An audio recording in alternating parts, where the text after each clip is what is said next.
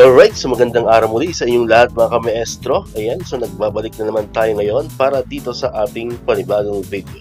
Pero bago natin talakayin itong ating video natin ngayon mga kamaestro, kung bago ka pa lang dito sa aking YouTube channel, huwag mong kakalimutan na mag-like, mag-comment, mag-share at syempre, i-subscribe mo na rin itong ating YouTube channel, El Maestro Sir Anton Official. Ulitin ko po, paki-search lamang sa inyong mga Google, sa inyong mga browser, sa inyong mga YouTube ng El Maestro Sir Anton Official at lalabas na po itong ating channel. Pakiclick lamang po ang subscribe button dyan kasi libre lang naman po yan, wala pong bayad yan. And syempre ang notification bell button, pakiclick na rin po para manonotify kayo.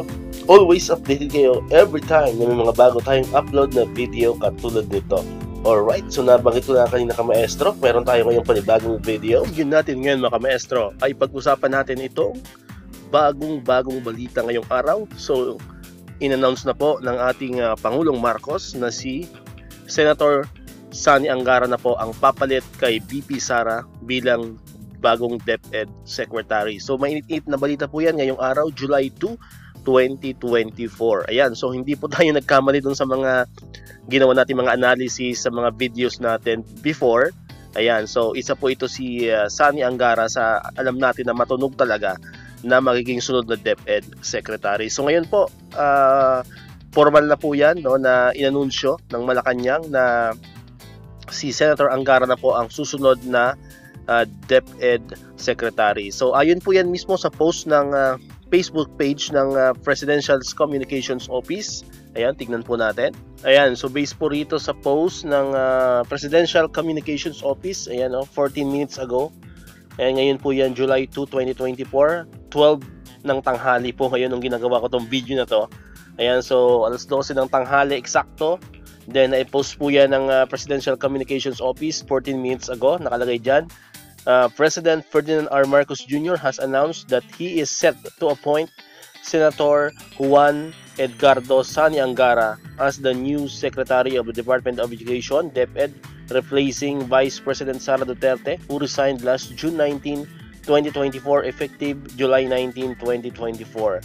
Ayan po, no? So, ilan naman po ito sa mga naging background ni Senator Angara in terms of education. Ayan, Senator Angara has an extensive legislative history, having championed significant educational reforms since joining the Senate of the Philippines in 2013.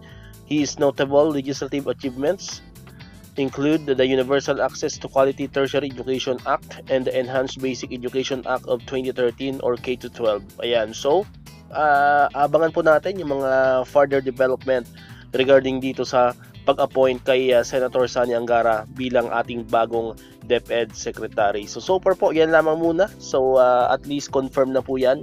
So galing na po yan mismo sa Malacanang Palace. Okay? So dito ko na muna tatapusin itong ating video mga kamaestro. Abang-abang lang po kayo dito sa channel natin para sa mga bagong development dito sa balitang ito.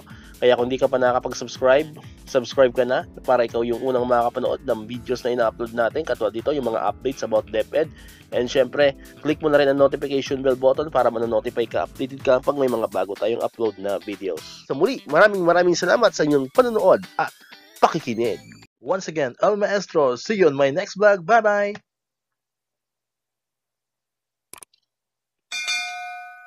1, 2, 3